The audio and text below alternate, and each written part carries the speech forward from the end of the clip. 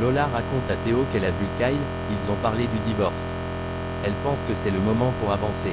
Summer est en colère contre ses parents, elle dit à Kyle qu'elle aimerait qu'il grandisse. Nick demande à Phyllis si elle a envie qu'il réouvre le livre de leur histoire.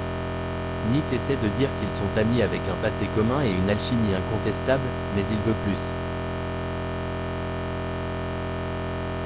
Et Phyllis aussi a beaucoup de CHS. Sharon avoue à Ray qu'elle ne fait que penser à son scanner de demain, elle va enfin savoir si la chimio fonctionne et de quelle opération elle a besoin.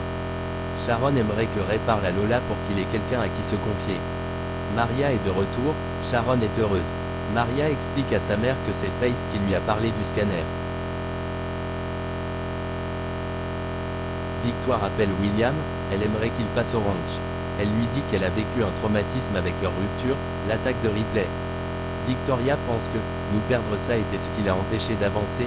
Victoria explique à William qu'elle n'est plus en colère contre lui. À part les enfants, il n'y a plus de nous. Victoria dit que c'est fini entre eux, elle ne veut plus le laisser faire d'elle une victime de ses caprices. Victoria dit à William que sa vie lui appartient n'est plus la sienne.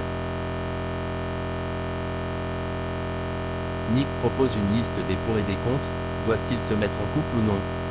Phyllis propose de faire une liste à sa façon. Ray vient au Society voir Lola, il est dégoûté de la voir avec Théo. Ray conseille à sa sœur de garder les yeux grands ouverts. Ray décide de parler du cancer de Sharon, aujourd'hui il se sent impuissant.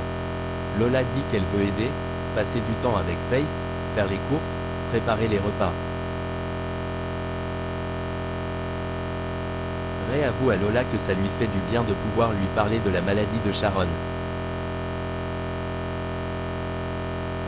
Maria supplie Sharon d'accepter qu'elle l'aide. Sharon explique qu'elle s'efforce de rester positive pour elle et la famille. Elle a peur qu'on lui préconise une mastectomie. Plus tard, Lola a fait à Théo des empanadas aux épinards pour amortir le choc de l'annonce, elle ne peut pas partir en week-end à New York. Elle lui propose de planifier tout ça plus tard. Phyllis et Nick décident de se donner une nouvelle chance et de voir où ça les mène. Victoria souhaite le meilleur du monde à William. Elle lui dit qu'elle a besoin de se retrouver, il finit la phrase en disant « en coupant les ponts ». L'émotion est au rendez-vous. Sharon décide d'aller toute seule à l'examen et qu'elle se prépare à gérer la nouvelle qu'elle soit bonne ou mauvaise.